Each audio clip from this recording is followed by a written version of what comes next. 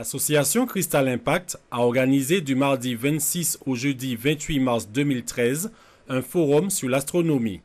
Nous avons souhaité mettre en place une activité de forum, une conférence débat autour de l'astronomie. Et nous avons demandé à Jérémy Vaubayon, qui est un spécialiste astronome à l'Observatoire de Paris, d'intervenir sur ce forum. L'objectif est d'allier science et foi. Est-il possible de combiner science et foi? Donc 3 rencontres, une rencontre qui s'est effectuée au Centre évangélique du Lamentin, puis 2 conférences tout publiques qui se sont réalisées au CDST et à la MEP. Le mercredi 27 mars a eu lieu au Centre de découverte des sciences de la Terre de Saint-Pierre un forum Observons les étoiles filantes animé par l'astronome adjoint Jérémy Vaubayon. Alors, je suis en Martinique pour un total de 3 conférences et le but c'est de faire découvrir le ciel aux Martiniquais et puis aussi d'échanger avec les Martiniquais sur le ciel, sur le ciel de Martinique, et mon but ça va être de motiver l'observation du ciel, motiver l'observation des étoiles filantes, et j'espère pérenniser cette relation avec les Martiniquais pour que dans le futur, non seulement je puisse revenir et partager en fait des nouvelles découvertes puisque je suis chercheur, mais aussi recevoir des informations de la part des Martiniquais en métropole. Un public nombreux a fait le déplacement. Mais pourquoi devons-nous observer le ciel? On a envie de savoir qu'est-ce qu'il y a dans le système solaire, on a envie de savoir qu'est-ce qui croise la Terre, qu'est-ce qui provient des comètes, où ça va, depuis combien de temps c'est là, qu'est-ce qui va advenir, etc. etc. Donc une idée de recherche, de connaissance générale du système solaire et sur l'astronomie.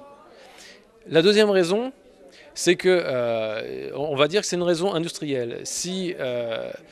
En fait, les satellites qui sont en orbite autour de la Terre ne sont pas protégés par l'atmosphère comme nous on l'est sur le sol, et du coup, on a envie de savoir quand est-ce qu'il y a un danger pour les satellites. Et donc mon travail, en partie, c'est de pouvoir prévoir les grandes pluies de météores pour pouvoir prévenir les agences spatiales de l'arrivée d'une grosse pluie de météores.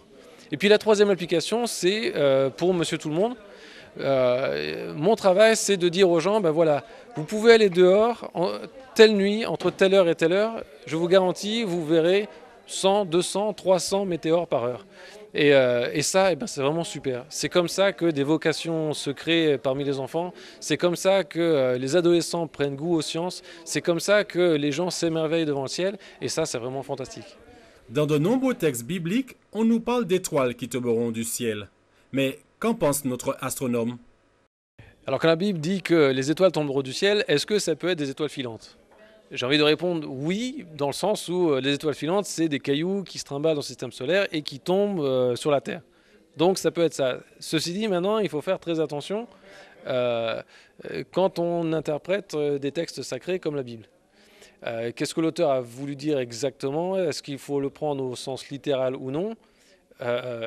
Moi qui suis scientifique, je serais très mal passé pour vous dire, pour donner une réponse définitive. Ma réponse, c'est que ça peut être ça, pourquoi pas, mais j'en suis pas sûr à 100%. La Terre est-elle menacée? Alors les météorites peuvent détruire la Terre en effet, et scientifiquement on pense que c'est exactement ce qui est arrivé il y a 65 millions d'années avec la disparition des dinosaures. On sait aujourd'hui, parce qu'on a retrouvé un cratère au large du Yucatan qui fait 200 km de large, on sait qu'un impact entre un objet qui fait à peu près la taille de l'Everest avec la Terre arrive à anéantir pratiquement toute forme de vie sur Terre, pratiquement. Maintenant, on sait aussi que ce genre d'événement n'aura pas lieu demain, ni dans les 500, ni dans les 1000 années qui viennent. Mais on sait que c'est déjà arrivé. On sait que voilà, ce ne sera pas pour demain.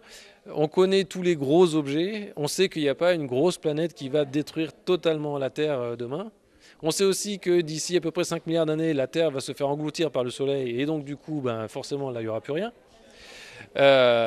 On sait aussi qu'il y a plein de petits rochers, c'est-à-dire quelques centaines de mètres, qui échappent encore à la détection des télescopes et qui peuvent tomber sur une ville et la détruire totalement.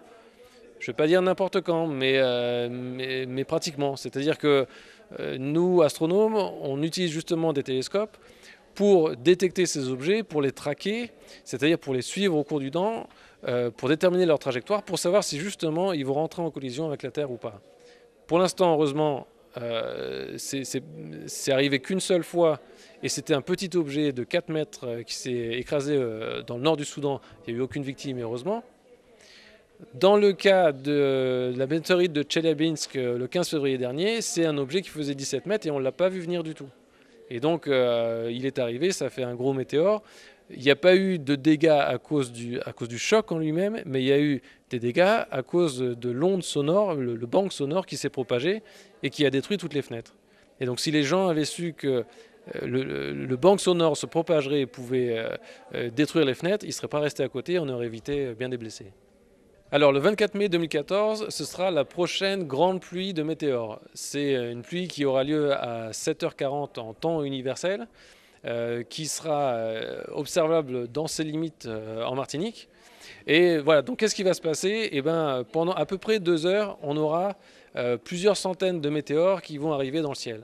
Et ça, c'est un spectacle vraiment magnifique.